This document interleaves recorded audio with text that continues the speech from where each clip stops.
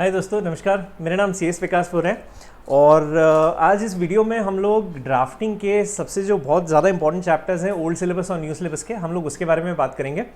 मैंने actually executive के, company और सिक्योरिटीज़ के सिमिलर वीडियोस डाले थे, तो उस पर काफ़ी सारे स्टूडेंट्स की रिक्वेस्ट थी कि प्रोफेशनल के भी अगर आप किसी सब्जेक्ट के लिए ऐसा कोई वीडियो बना सकते हैं। So I think with that intent मैं ये वीडियो बना रहा हूँ। अच्छा ना, बिफोर आई स्टार्ट मैं सबसे पहले ये क्लैरिफाई कर देता हूँ कि वीडियो सिर्फ न्यू सिलेबस वाले स्टूडेंट्स के लिए नहीं, ओल्ड सिलेबस वालों के लिए भी है। आप ओल्ड सिलेबस और न्यू सिलेबस अगर कंपेयर करते हैं सो नियरली आपका 80-85% पोर्शन सेम है। सिर्फ न्यू सिलेबस में ऑब्वियसली आपके 2 चैप्टर्स ऐसे हैं जो एक्स्ट्रा हैं, जो ओल्ड सिलेबस में नहीं है। बट ओल्ड सिलेबस में वही टॉपिक्स किसी दूसरे सब्जेक्ट में, जैसे फॉर एग्जांपल इसमें सेक्रेटरियल स्टैंडर्ड्स आया है which is there so in advance company law and due diligence of old syllabus, right. सो हम लोग अभी यहाँ पर क्या कर रहे हैं, we are actually talking about all the important chapters. अच्छा, now before I start this video, मैं सबसे पहले आपको रिक्वेस्ट करूंगा कि यार ये वीडियो आप एंड तक देखें, बिकॉज अगर आप इसको लास्ट तक देखते हो तो एक्चुअली में आपका पर्पस सर्व होगा ये वीडियो देखने का, otherwise it's a waste of time. मैंने क्या क्या कवर किया इस वीडियो में वो मैं पहले आपको बता देता हूँ। So first of all we will actually talk about the theory part, the draft part.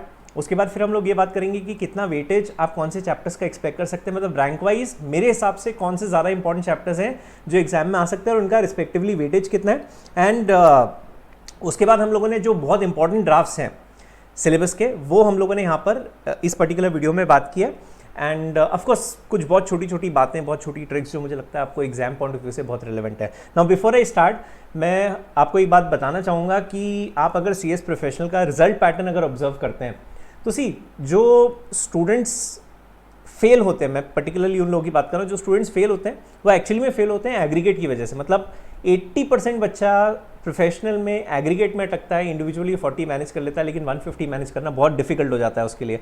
अच्छा, कोई ऐसा स्टूडेंट यहाँ पर जो प्रॉबली अनफॉर्चुनेटली अपने लास्ट अटैम्प्ट में क्लियर नहीं कर पाए, I am sure they will agree to this particular notion. Aggregate की बहुत प्रॉब्लम आती है, और एग्रीगेट की अगर प्रॉब्लम है तो आपको एक बात बहुत अच्छे से समझना है कि you have to have a paper which is a 60+ paper. मैं हमेशा अपनी लाइफ बेस्ट में भी सेम बात बोलता हूँ कि आपको एक पेपर हर मॉड्यूल में ऐसा चाहिए जो आपको 60+ लिखकर दे सकता है। आप इनफैक्ट ड्राफ्टिंग की बात करोगे, not because I am teaching this, but मैं जेन्युइनली फील करता हूँ, मैं जेन्युइनली समझता हूँ कि कंपेरेटिवली थोड़ा लाइटर और ईजियर सब्जेक्ट है, इसमें 60 मैनेज करना बहुत आसान है। सो प्लीज़ इस वीडियो को बहुत अच्छे से, बहुत ध्यान से देखना और देखते हैं एक बार कि क्या आपका पेपर पैटर्न आज तक इंस्टीट्यूट का रहा है ना। अच्छा, सो आप अगर एक मैं डिवीज़न की बात करूं, सो पूरा आपका ड्राफ्टिंग का पेपर पर्टिकुलरली 2 सेक्शंस में डिवाइडेड होता है। पहला पार्ट विच इज़ थियोरी और दूसरा पार्ट ड्राफ्ट्स का होता है। थियोरी का अगर आप वेटेज देखते हैं सो करीब 60 to 70% पेपर आपका थियोरी का आता है। अब अगर मैं थ्योरी के बारे में बात करूँ तो इसमें थ्योरी अनफॉर्चुनेटली ऐसी पूछते हैं जो ड्राफ्टिंग के मॉड्यूल में भी नहीं है ICSI के, लेकिन ये आपसे एक्सपेक्ट करते हैं कि आपका जो एग्जीक्यूटिव का नॉलेज है इन EBCL या फिर आपका जूरिस्प्रूडेंस के बारे में या फिर आपका इंडस्ट्रियल लॉस के बारे में, तो जो जनरल लॉस के बारे में आपकी आइडियोलॉजी है, उसके बेसिस पे लोग प्रोफेशनल में एक्चुअली में क्वेश्चंस पूछते हैं। सो काफ़ी सारे क्वेश्चंस आप ऐसे देखोगे जो आपके मॉड्यूल में है ही नहीं अनफॉर्चुनेटली, वो पूरी की पूरी थियोरी आपकी एग्जीक्यूटिव की उससे बेसिस पे ये लोग यहाँ पर क्वेश्चंस पूछते हैं।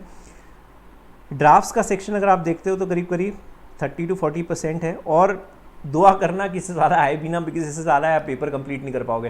And the only way to get a very very good score in professional papers is you need to complete the paper first. So जब पेपर देने जाओगे बिल्कुल सर पे कपड़ा बांध के जाना माता जी के नाम का, और आई शपथ खा के जाना कि भाई मैं कुछ भी करूँ लेकिन 100 मार्क्स का पेपर कंप्लीट करके आऊँगा, अदरवाइज जेन्युइनली टू मैनेज अ 50 और 60 बिकम्स वेरी वेरी डिफिकल्ट। सो 100 मार्क्स लिख कर आना ही है।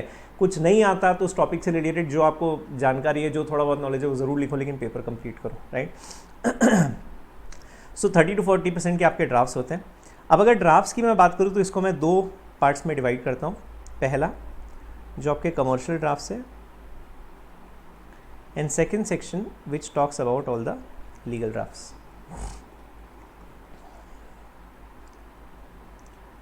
इसमें आप ये मानिए करीब करीब 20 आप कमर्शियल मान लो, करीब 20 मार्क्स के आपके लीगल ड्राफ्ट मान सकते हो सकता है देयर इज़ अ पॉसिबिलिटी कि कमर्शियल 25 का आ जाए, लीगल 15 के हो, बट मोटा मोटी ये इस तरीके का एवरेज रहता है। 35-40 मार्क्स के आपके ड्राफ्ट्स रहते हैं, ठीक। अच्छा ना, अब हम लोग इंडेक्स देखते हैं। सो ये इंडेक्स जो आप देख रहे हो ना, ये न्यू सिलेबस का इंडेक्स है। सो मैं क्या करता हूँ यहाँ पर इस इंडेक्स में सबसे पहले मैं रैंक लिखूँगा कि वो चैप्टर रैंक वाइज कहाँ पर आता है, फर्स्ट। दूसरा मैं उसका वेटेज लिखूँगा कि मेरे हिसाब से उस चैप्टर से आप कितने मार्क्स के क्वेश्चंस एक्सपेक्ट कर सकते हो, है ना। सो अभी हम लोग जो देख रहे हैं न्यू सिलेबस का इंडेक्स है। अब अगर आप रैंक वाइज मुझसे पूछो तो सबसे इंपॉर्टेंट चैप्टर जो मुझे लगता है आपके पोर्शन में है इस chapter 3, which is secretarial standards. मैं ओल्ड सिलेबस के बारे में बात करता हूँ, अभी हम लोग पहले न्यू सिलेबस के बारे में बात कर रहे हैं। सो सबसे इंपॉर्टेंट चैप्टर सेक्रेटेरियल स्टैंडर्ड्स, और इसका वेटेज अगर आप देखोगे सो मेरे हिसाब से इसका weightage should be anywhere between 15 to 20 marks. Second, as per me is pleadings, इसका वेटेज भी आप रफली 15 मार्क्स मान सकते हो। थर्ड इस चैप्टर 4 जिसमें building construction contract, agency, guarantee, ये सब ड्राफ्ट्स हैं, इसको आप करीब करीब 12 मार्क्स का मान के चलें। फोर्थ चैप्टर 7, इसको आप करीब करीब 10 से 12 मार्क्स का मान के चले। इसमें असाइनमेंट और पार्टनरशिप के ड्राफ्ट से, पार्टनरशिप यूजुअली एक आध ड्राफ्ट एग्जाम में आता ही आता है, काफ़ी इंपॉर्टेंट चैप्टर है ये। फिफ्थ अगर आप देखो तो ये बहुत छोटा सा लाइट सा चैप्टर है, लेकिन एक क्वेश्चन यूजुअली इस चैप्टर से आता ही आता है, जनरल प्रिंसिपल्स ऑफ ड्राफ्टिंग।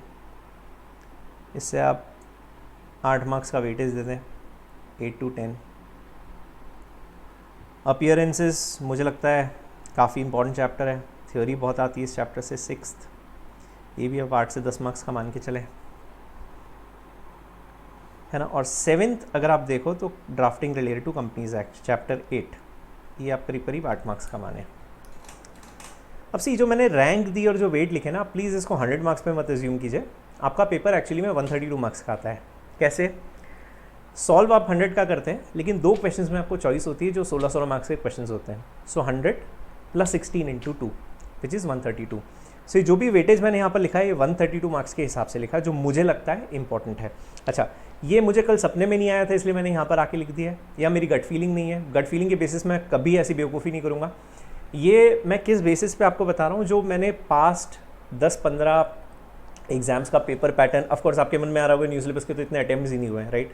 जो मैं आपको स्टार्ट में बोल रहा था, ओल्ड और न्यू सिलेबस का पोर्शन मेजरली सेम है, तो उसको एनालाइज करते हुए मैं आपको ये बता रहा हूँ कि मुझे लगता है ये चैप्टर्स काफ़ी इंपॉर्टेंट है और काफ़ी वेट रखते हैं। सो ये न्यू सिलेबस के हिसाब से रैंक्स और उसके वेटेज थे। वही अगर आप ओल्ड सिलेबस के हिसाब से बात करें तो मैं ओल्ड सिलेबस वाला पार्ट यहाँ पर लिख रहा हूँ। अब मैं क्या करूँगा, ओल्ड सिलेबस के जो करस्पॉन्डिंग चैप्टर्स हैं वो साथ साथ लिखता जाऊँगा। अच्छा हाँ, एक बात न्यू सिलेबस वाले और ध्यान रखें, प्लीडिंग और जुडिशियल एडमिनिस्ट्रेटिव फ्रेमवर्क, एक्चुअली दोनों चैप्टर्स आपके लिंक्ड ही हैं, तो जब भी आप पढ़ें इन दोनों चैप्टर्स को साथ में ही पढ़ें प्लीज़। नाउ ओल्ड के हिसाब से अगर हम लोग जाएं, सो ओल्ड के हिसाब से मेरे हिसाब से सबसे इंपॉर्टेंट चैप्टर अगर कोई है, सो दिस इज चैप्टर 8। तो ये मैंने यहाँ पर पहले चैप्टर नंबर लिखा है और यहाँ पर जो सर्कल कर रहा हूँ मैं उसकी रैंक है। सो ये आपके सिलेबस में चैप्टर 8 है, which is rank 1 as per me. Rank 1 मतलब उसका सबसे ज़्यादा वेटेज है, प्लीडिंग्स। अच्छा, चैप्टर 6 और चैप्टर 8 आपके इसमें कनेक्टेड ही हैं, वो दोनों हमेशा आपको साथ में पढ़ना है, SLP और रिट जिसमें दिया हुआ है। नाउ चैप्टर 2 आपका, जिसमें अगेन एजेंसी, गारंटी, ये सब अग्रीमेंट्स है, वो मेरे हिसाब से काफ़ी इंपॉर्टेंट चैप्टर है, उसको मैं ले रहा हूँ रैंक 2। ये है आपके सिलेबस में चैप्टर 2। अगर आप प्लीडिंग्स का वेटेज देखें करीब करीब 15 से 20 मार्क्स। आप अगर चैप्टर 2 का आपके सिलेबस के हिसाब से वेटेज देखते हैं, अगेन 10 से 12 मार्क्स। फिर जो आपके इसमें चैप्टर 5 है उसको मैं रैंक 3 दे रहा हूँ, जिसमें एजेंसी, पार्टनरशिप, डिवेंचर्स, अमालगमेशन है, बहुत इंपॉर्टेंट चैप्टर है वो। सो दिस इज़ चैप्टर 5, उसका वेटेज अगेन आप 10 से 12 मार्क्स मान सकते हैं।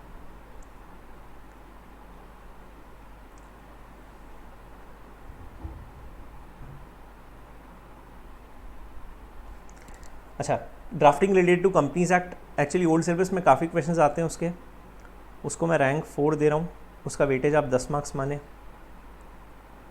अपीयरेंसेस 8 मार्क्स मान के चलना, 100% क्वेश्चंस रहते ही रहते हैं उससे,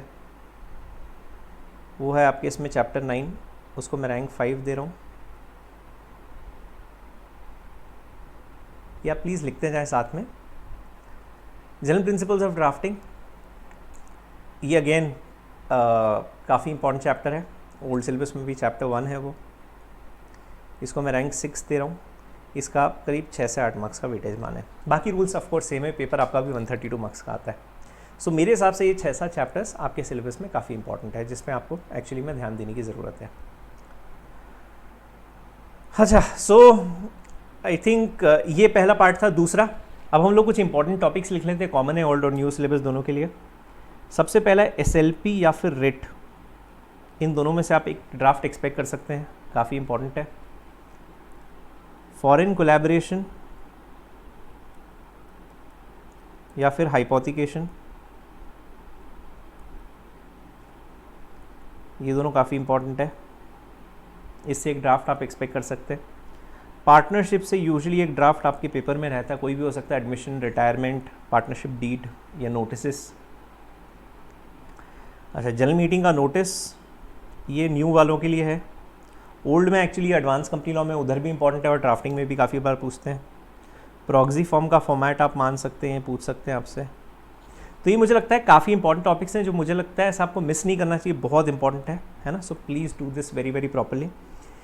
आई थिंक सिंपल सा सोल्यूशन यही है, पेपर आपको 100 मार्क्स का पूरा के पूरा सॉल्व करना है। जो भी आप मटेरियल रेफर कर रहे हैं, मॉड्यूल है या फिर किसी फैकल्टी के नोट्स हैं, ये मैंने जो इंडेक्स आपको यहाँ पर बताया है, ये बुक के हिसाब से सीक्वेंस है। मेरी हर बुक में सीक्वेंस मॉड्यूल के हिसाब से ही होता है। सो आई थिंक ये मुझे लगता है कि बहुत बहुत इंपॉर्टेंट है, which is something which can not be missed, right. इसके अलावा प्रोफेशनल या इनफैक्ट CS के किसी भी लेवल के लिए अगर आपको कोई भी जानकारी चाहिए, कोई हेल्प, कोई इन्फॉर्मेशन चाहिए, so please you can feel free to get in touch with us. Numbers नीचे दिए ही हैं। Any sort of help needed, we are more than happy to help, right? Of course, it's not a formal announcement for drafting marathon or for CS professional marathons, but in due course of time, in next 15 days, we would probably be taking marathons of all the subjects of CS professional as well. So stay tuned, get in touch with us for any other help.